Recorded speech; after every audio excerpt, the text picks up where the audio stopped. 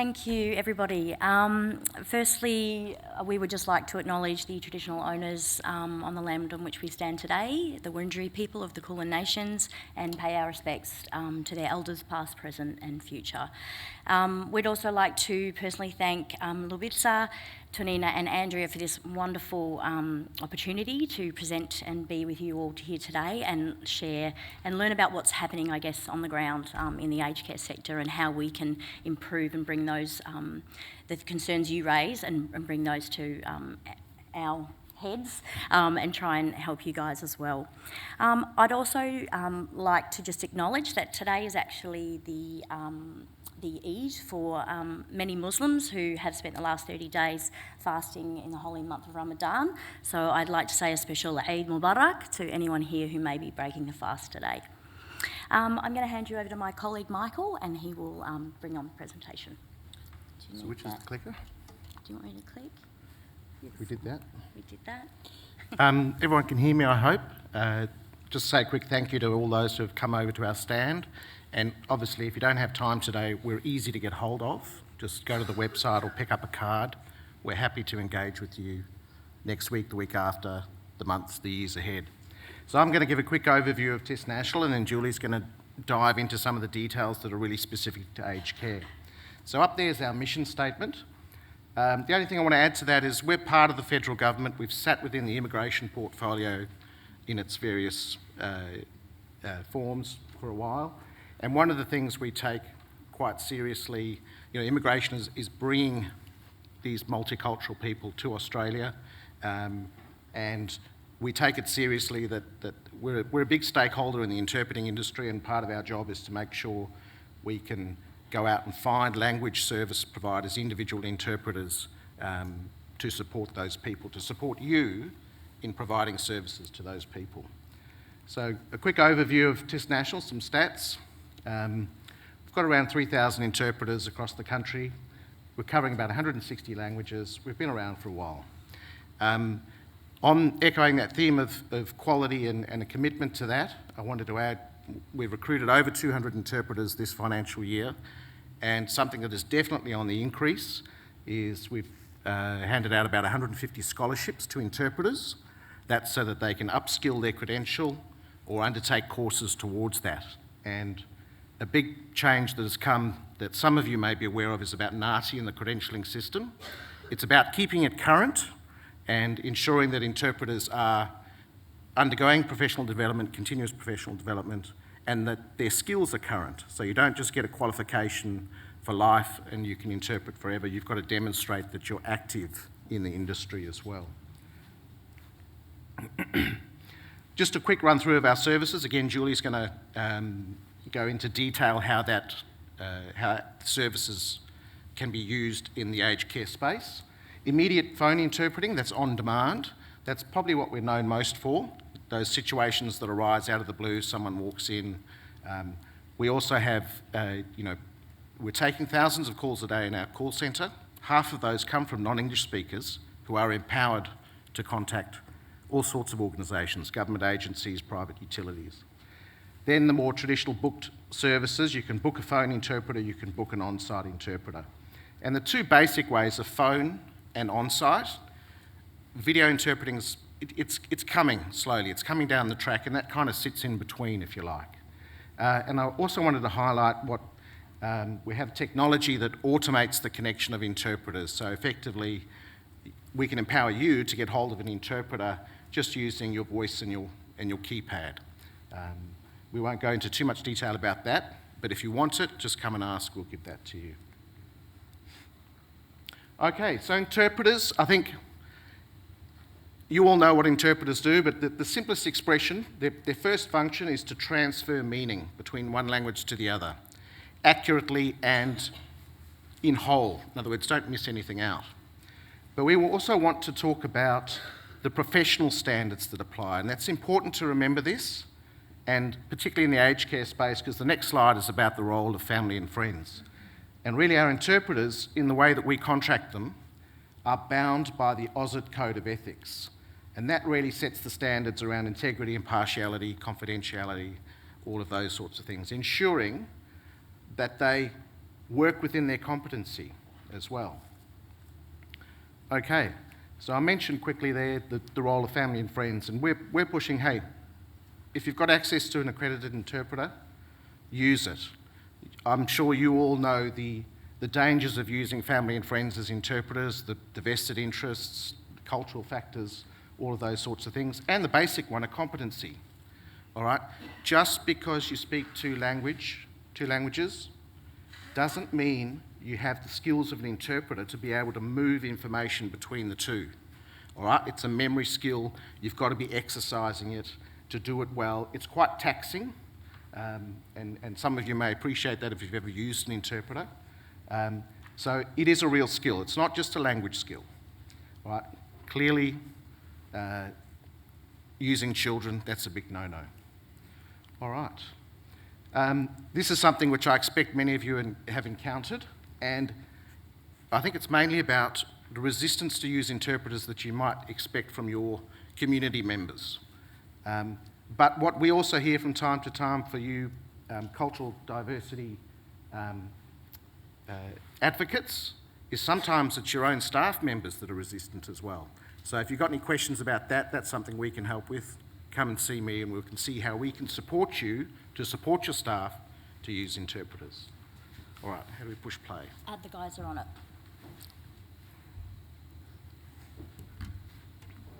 This is our private business and we don't want others outside our family involved. Thank you very much, but we don't need your help. Yusuf, it's for my benefit also that we've invited the interpreter, because I need to know that your wife is getting the information that she must have in terms of medical accuracy and medical terminology. Okay, but I've been with her all along, through all the tests. Why are you bringing an interpreter now? And I thank you for managing that. Hanan is a professional with many years training, especially in medical terminology. And I can assure you that everything that we speak about remains entirely confidential. And it's important that you're here too, to support your wife in understanding what we're saying, as well as making decisions.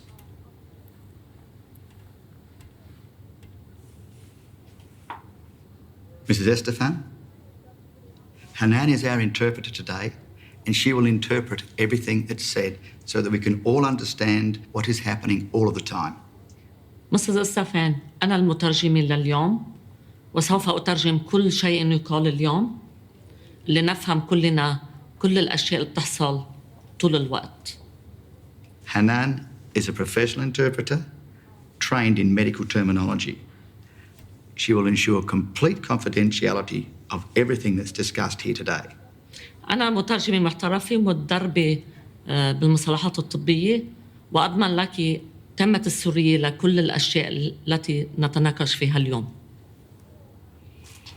يلا ما هاد بلشت تترجم، إذا ما فهمتي شيء اسأليني إيه؟ ما هذا interpreter will start, so if you don't understand something, please let me know. Great, thanks guys. I think this is a great video. This was actually produced by Ozit. They've got a whole range of videos that can help you get strategies for working with interpreters. For me, I think there's a couple of really important things going on here. The first of which is obviously the reluctance of the husband to let go and let the role that he's been playing in that care, to let that go. And the second is a really clear resistance from the wife, who doesn't necessarily want to share her personal information with a third party. Having lived in the Middle East for many years, I can definitely attest to the fact that sharing personal information with people outside your family, sometimes even within the family, it's something that doesn't happen, and I'm sure you all have different experiences from your own cultural backgrounds. So that's one really important thing. I think the doctor here does a couple of really great strategies, I guess, that we can use, and that's, instilling confidence in them that the interpreter is experienced, accredited, is bound by a code of ethics and a code of conduct, which essentially, as Michael said, sets a benchmark so that they can feel confident that the information that's being discussed in the room isn't going to go and be shared with the rest of the community. Oh, I've got to do this, don't I? So I guess this leads me to, probably a pretty exciting part of our discussion today. Some of you, I've already spoken to quite a lot of you already, and I guess one of the key themes that I've been picking up is a barrier to accessing interpreters. And we're here to basically let you know that there is an avenue out there. The Department of Health and TIS National have been working together for many years to provide funded interpreting for the following programs. If you need more information around what exactly they are involved, then Department of Health are obviously the best place to provide that information. But there is funding out there for home care packages, Commonwealth Home Support, residential aged care programs. And if you're funded or your clients are funded under any of these programs, then we strongly encourage you to get in contact with us, and we'll be able to, have a look at what accounts you potentially already have in the system. And if you don't have one, then we can set you on the path to setting one up. I also just want to make note of the fact that it was mentioned earlier that your clients have a lot of contact with GPs. So TIS National also provides interpreting services on behalf of the Department of Social Services, which provides free interpreting at no cost to the GP or to your clients for access to GPs, pharmacies, real estates, a whole range of services. So there really isn't any reason why GPs should be resisting to access interpreting, because they have it, it's there, it's funded, and all they have to do is get the ball rolling and set up an account with TIS. So we want to just sort of take a look at some of the sort of situations where you might need to access an immediate interpreter. Obviously, the keyword is immediate, so if at any point your client indicates that they want access to an interpreter, then there's no reason why you can't pick up the phone and get an interpreter on the line quickly. If they suggest that they're not being understood, or for example, you're feeling that you're not understanding the message that they're providing you, we're just a phone call away and we can have an interpreter on the phone for you within minutes. So pre-booking a phone interpreter, this is a really good option if the discussion is complex in nature, if it requires specialist knowledge, or if you know you're having a scheduled appointment with the client in advance and want to ensure that you will have access to an interpreter. In addition, there are times when availability of interpreters can be difficult in a particular language. We're obviously struggling with some of the new and emerging community languages to have enough interpreters on our panel. We're certainly doing everything we can to recruit more interpreters, and I think you guys also, with access to communities, have a role to play in that recruitment also. So if you know anyone who's interested in becoming an interpreter, send them our way. So we obviously are very keen to meet the demand and the changing needs of the community. If you're unsure, for example, or whether or not you should be pre-booking or using an on-site interpreter, we have a very skilled team of people who can answer your questions, have a look in the system and get an idea of how many interpreters, for example, in Italian are in your area, and whether or not there's any opportunity to have an on-site interpreter, or whether you're better off using a phone interpreter. So when should I use an on-site interpreter? Obviously, on-site interpreting is a much more personalised approach, and I would imagine that in the aged care setting, you probably would be wanting, as the first point, to use an on-site interpreter. But there are some key situations, I guess, that would be very, very useful. For example, if the client has a hearing impairment or is suffering from dementia, obviously a telephone interpreter is just not going to be appropriate.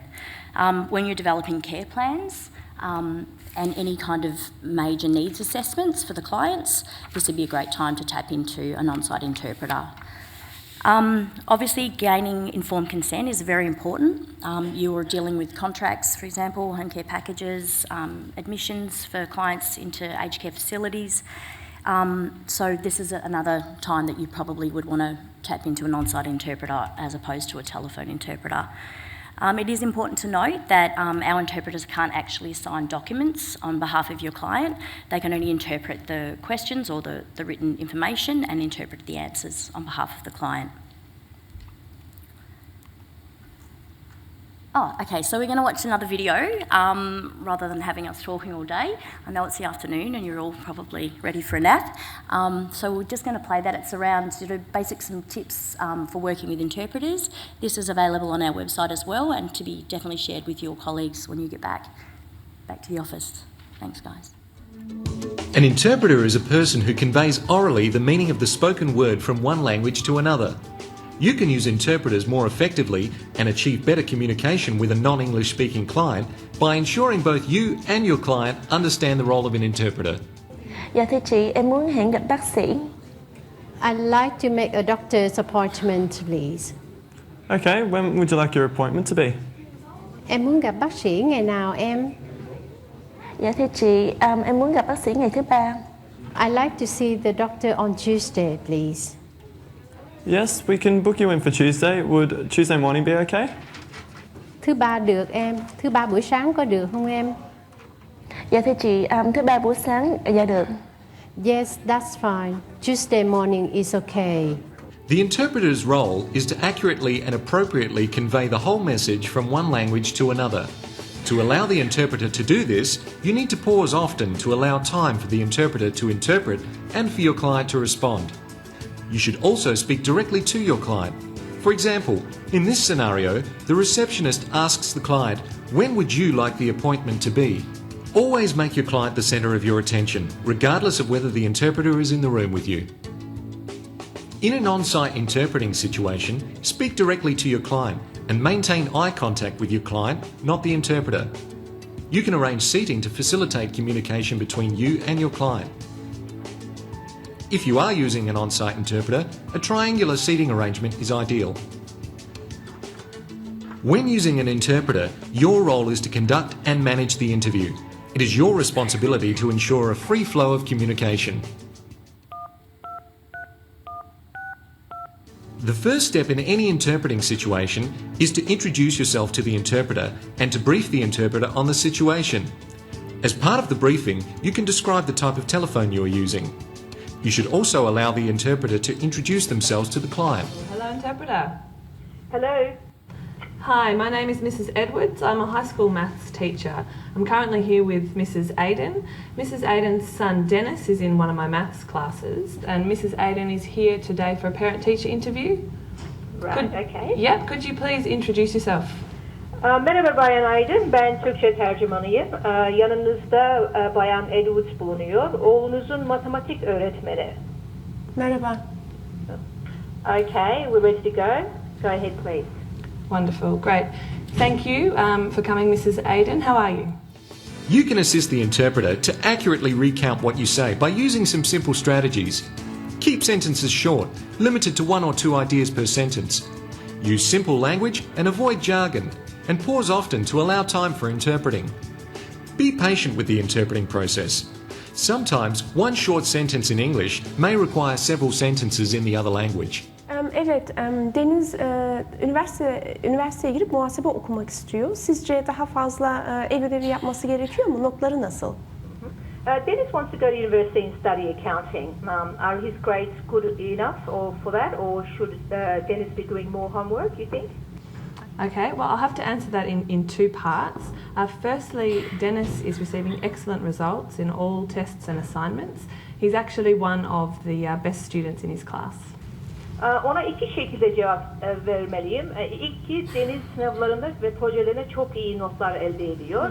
Sınıfın en iyi öğrencilerden biri. And as he is receiving such good results, I don't think it's necessary for him to do more homework.